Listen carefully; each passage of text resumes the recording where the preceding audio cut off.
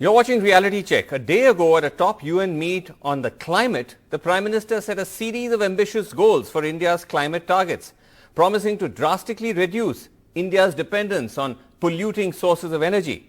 Among the goals set by him, that by the year 2030, in just less than 10 years, India will meet 50% of its energy requirements from clean, renewable energy. And also by the same period, will reduce carbon emissions by 1 billion tons. And by the year 2070, India will achieve the target of what is called net zero emissions, which means that what you emit is balanced out with what you absorb.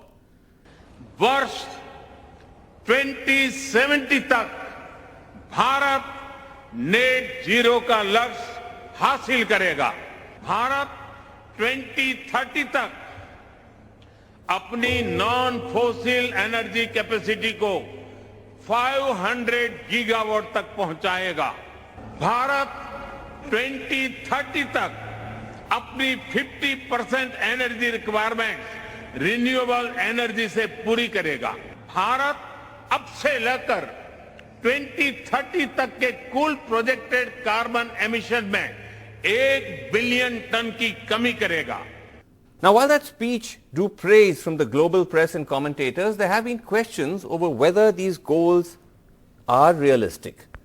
Joining me tonight on the show, we have with us exclusively Union Prime Minister R.K. Singh. Thank you very much indeed, Singh Saab, for joining us on the program. Now, while these are very laudable goals outlined by the Prime Minister, some are asking, are they realistic? Because the Prime Minister says that we will now have 500 gigawatts of non-fossil or clean energy capacity in 10 years, while currently our entire capacity, clean and polluting like coal, is itself 400 gigawatts. So this almost makes it seem that coal will be done away with in just 10 years' time. Is that realistic, sir, given how dependent we continue to be on coal-based power?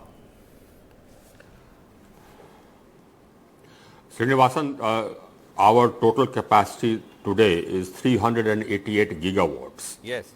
And by 2030, our total established capacity is likely to be about 820 gigawatts. Right. Our demand is likely to double. Yes. Now, out of this 388 gigawatts, we already have about 154 gigawatts which are non-fossil fuel. 147 is renewable. Correct. And about 7,000 megawatts, that is 7 gigawatts is nuclear. Yes. So we already have 154 gigawatts which is non-fossil fuel. Right. And we have another 63 gigawatts of renewable energy capacity under construction. Yes. I'm just talking about renewable energy capacity. Yes. I'm not talking about non-fossil fuel. I'm not including nuclear in that. Right. Now, if you take just renewable energy capacity, the capacity which is installed and the capacity which is under construction, it already adds up to about 210 gigawatts. Right. So we are already at 210 gigawatts. Srinivasan, we had pledged in COP21 in Paris that by 2030, 40% of our capacity will be from non-fossil fuel sources. Sure. We are already at 39%. So we will reach 50% and we will reach 500 gigawatts of established renewable energy capacity. I have no doubts whatsoever. Yes. We are already at 200. I just finished, Srinivasan. Yes. So we are already, if you take the capacity installed and under installation, it's already 210 of renewable. Yes. Okay, that's fine. You're saying that we already set fairly ambitious targets during the Paris, panel, and we've already come pretty close to achieving them. But I think the important thing which people are asking, we had said that. I know, but let me ask the question. The important thing here is that what we're saying is that while we are increasing our clean energy capacity, we will continue to still depend heavily on coal, because coal continues to remain 50% of our installed capacity and 70% of generation. According to your government's own data, 70% of power generation is still based on coal. So that will still remain. No, right now, Srinivasan. Right now, you would say that it's about 70%. By 2030, it will come down to 30-35%. That's it. Because we are going to add by 2030, our sort of plans are, in fact, we have drawn up plans carefully. And our plans are that by 2030, we will have at least 560 gigawatts. So 500 gigawatts we shall cross. Just like, what the target we set for ourselves to be achieved by 2030, I am achieving by next year. So I will reach 40% of my established capacity from non-fossil fuel sources next year. But Singh Saab, if you're saying that by 2030 we are going to we're going to start phasing out coal production or phasing out coal power, it's only going to be 30-40%. How does that? See, our demand how is does growing. that? Okay. No, Srinivasan. I'm saying, how does that reconcile with? One second. How does that reconcile with just yesterday? The coal minister once again reiterated that Coal India, which is our main coal producer, should aim at producing 1 billion tons of coal a year. Currently, it's about 600 million tons. So here we are talking of doubling our coal capacity in the next 2 years. No, not doubling. No, well, not from doubling. 600 right to 1 billion is almost doubling. Okay, let's say it's still an increase of 400 million tons. It's a big jump. May I answer? Yes. How does that reconcile then with saying we're shifting to cleaner energy? Will you listen to the answer? Yes. Srinivasan, will you listen to the answer? Yes, sir. Now, the answer is this, that our demand is growing hugely, right? Now, I need to meet that demand. Now, that huge growth in demand, I am meeting mostly by renewable energy, clean energy. As far as coal is concerned, that coal, in percentage terms, will shrink, but not in absolute terms because of the huge increase in demand. I mean, by demand, every month on month, is about 8 to 10,000 to 12,000 megawatts more than it was in the corresponding period last year and the year before. Okay. And this huge demand will continue to grow. And why is it growing? Number one, our economy is growing. Number two, we added 2.82 crore, 28 million new consumers. They're all buying air conditioners, the air coolers, fans, television sets, etc. Sure. So you have this huge demand increase. Now that demand, for meeting that demand, our sort of plan for 2030 is 500 plus gigawatts of renewable energy, and plus you have nuclear, and plus you will have coal, but coal will shrink from the present 60%, 65% to 70, it will shrink down, or 70% it will shrink down to about 35%. That's it. But in absolute capacity terms, you're saying that's because absolute capacity I understand now. Absolute capacity terms. I understand what you're saying. The overall capacity is going to increase. In absolute capacity, coal will continue to remain roughly the same, so its percentage as a percentage of the overall will shrink. But let me ask you this, sir, that it will shrink, and no, just hold on. One correction, Srinivas. The coal capacity will not remain the same. The coal capacity will also increase. It will increase marginally, but it will increase. But and this is despite adding 500 gigawatt plus of renewable energy. Our country is growing, Srinivasa, and I need energy to sort of meet that growth requirement. I am trying to understand this, that yes, Srinivasa. If we still continue to consume, if we are talking about still consuming about 1 billion tons of coal produced domestically, we also, by the way, annually import somewhere around 600-700 million tons of coal. And if that is still going to be a large chunk of our energy basket, whether it's 30%, 40%, 50%, isn't that still then not fully freeing us from the environmental and other human consequences of coal-based power? Now, Srinivasan, number one, we don't import 600 million. In earlier years, our import was about 44 million. That's it. And today, it's just about 10 to 15 million. That's it. So that's as far as import is concerned. And insofar as the the coal consumption is concerned for generating power, it depends on, the size of your economy. The economy needs energy. No?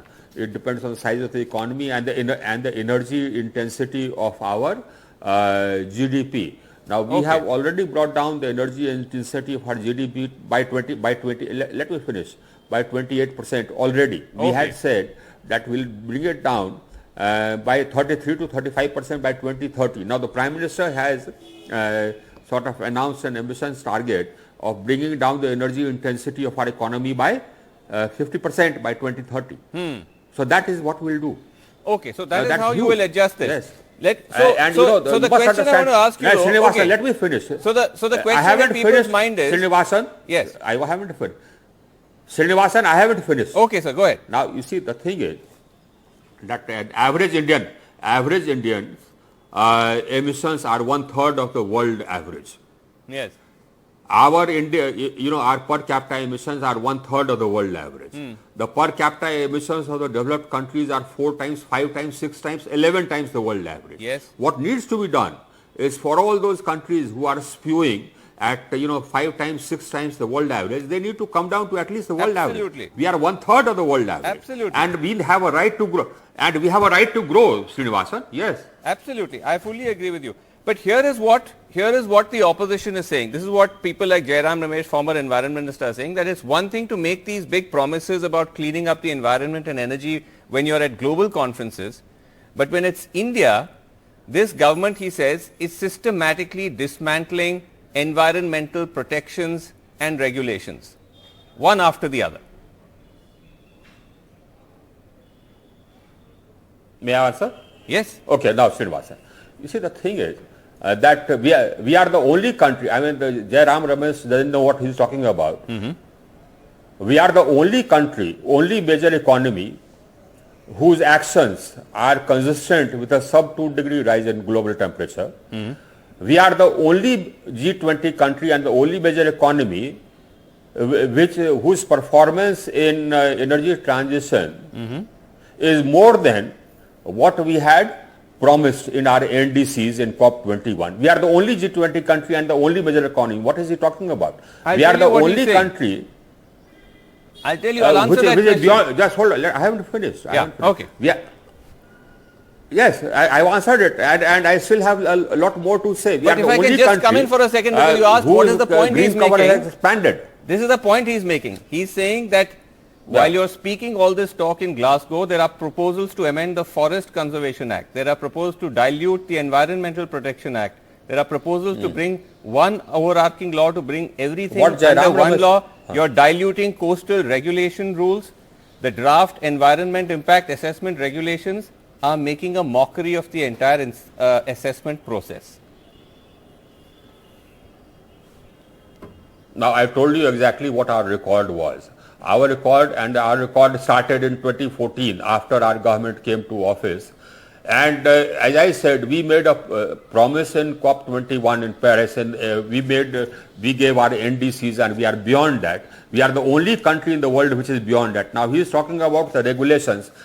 Srinivasan, the type of regulations which he put into place has been delaying our projects across the board. If any of our enemy countries wanted to hamper our growth, our economic growth, he could not have done better than what Jairam Ramesh did by putting all these, the roadblocks to development. We are developing, we shall continue to develop, we shall continue to grow, and at the same time, we shall grow in a clean manner.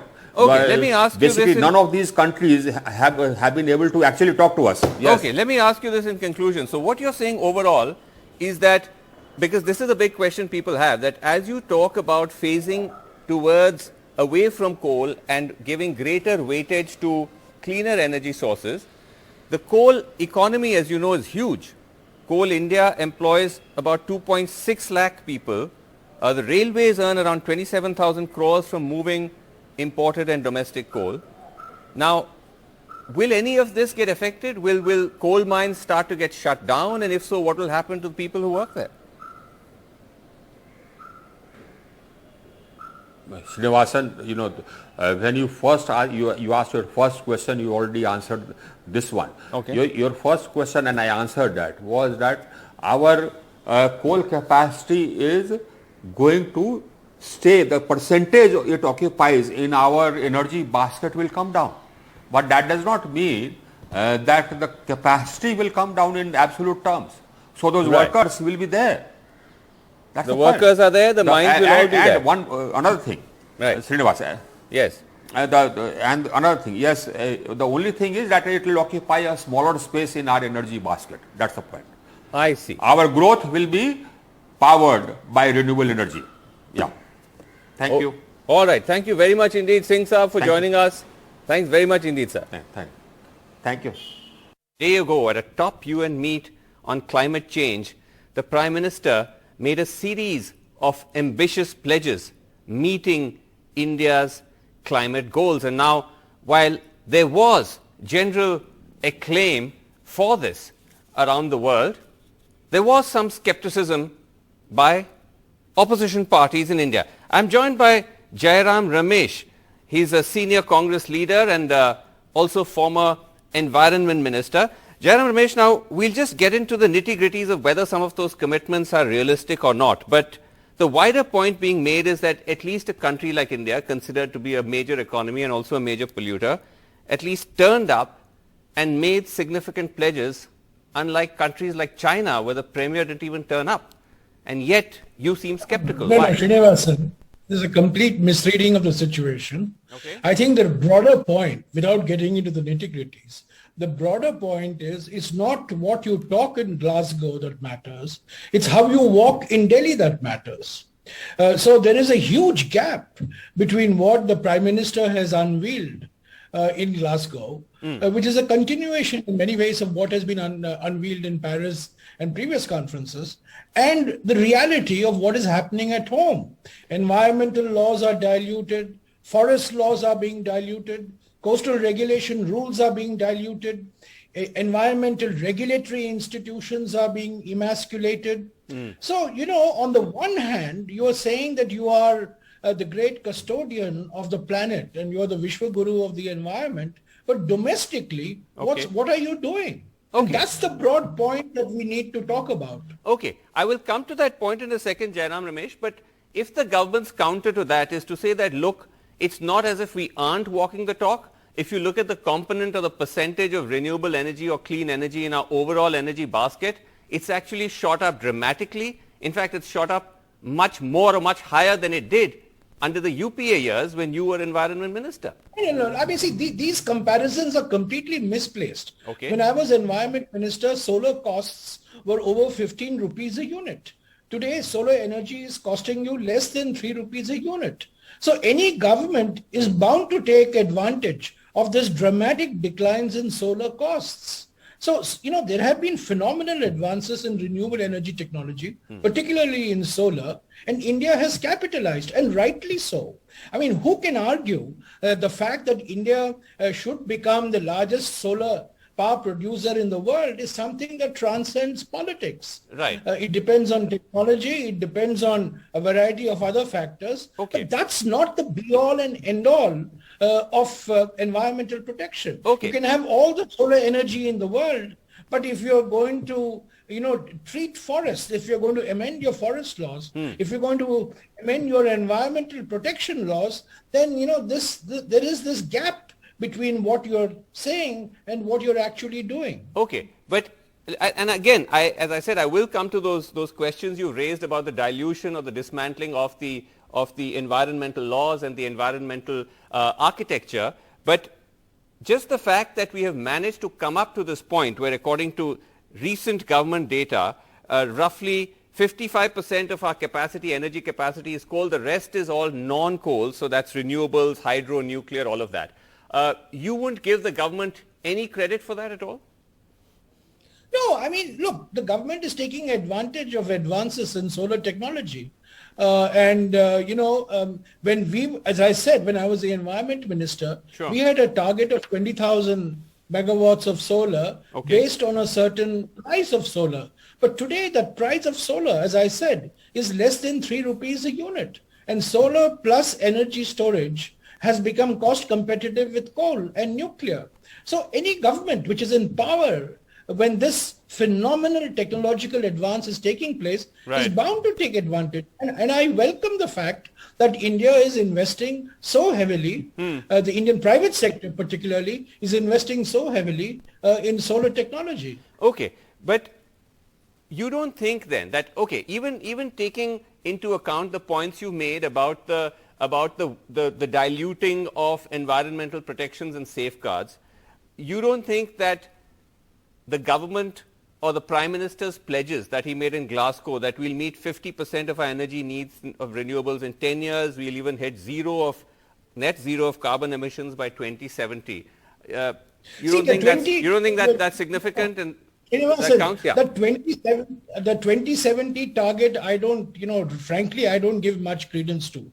This whole net zero is a concept invented by the Europeans, to ensure that they don't do anything in the 2020s and 2030s. And we start talking about the 2050s and the 2070s when most of us will not be around. I think what is more important are the milestones for the 2020s, for 2030, and for 2040. Okay. So this 2070, keep that aside. Okay, the net zero thing is an aspirational thing. All right. Keep that aside. Let's keep that aside.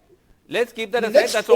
That's also well into the future, almost 50 years into the future. But let's look, as you said, at the more immediate targets of 2030, right, where 50% of our energy needs will be met from renewables and so on. You don't laud the Prime Minister for setting those goals?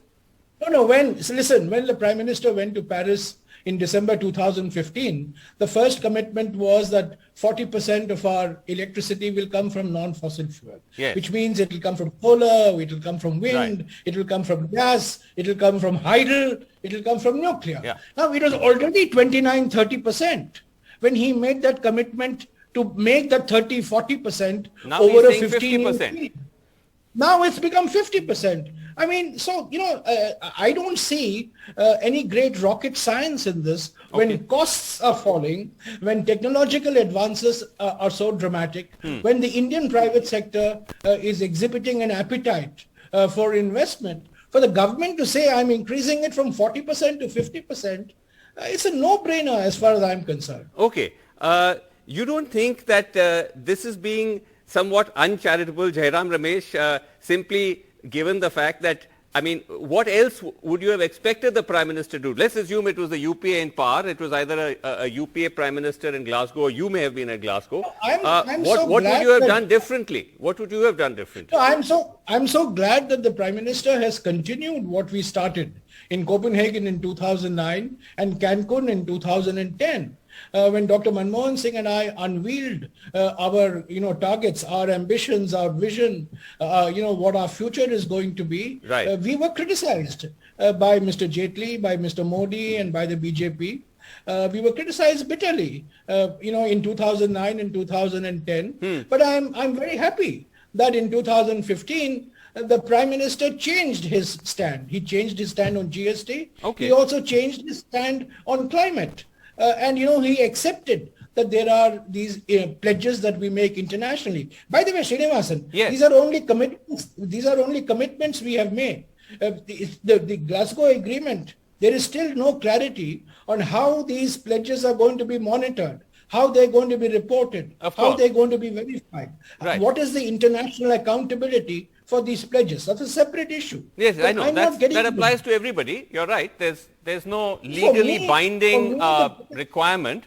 But Jairam Ramesh, tell me this though, because you, and now let me come to the substantive part of your argument, where you're saying there's a certain double standards here, that when the Prime Minister or the government goes abroad, they preach, climate responsibility, environmental responsibility, but in India, they're stripping away rights, they're stripping away environmental protections. Now, let's take that at face value for a moment, because there's no one here from the government to contest that. But how do you link that then to the problem of climate change, to these pledges that are being made at the global stage? The climate change is the consequence of a large number of actions. It's a consequence of deforestation. It's a consequence of land degradation. It's a consequence of contamination. It's a consequence of the way we manage our wetlands. So, why is climate change taking place? It's a cumulative set of factors, and for which we have laws, for which we have standards, for which we have institutions. Right now, as we speak, Srinivasan, there are proposals to amend the Forest Conservation Act. There are proposals to amend the draft environmental assessment, the environmental impact assessment notification of the draft floating around. There are proposals to amend the coastal regulation zone rules. And there is a proposal which wants to change the Environment Protection Act into an Environment Management Act. Right. I mean, these are all, this is reflective of a certain mindset. All right. Well, let's see how it plays out. But thanks very much indeed, Jairam Ramesh, for coming on. Thanks very much. Thank you.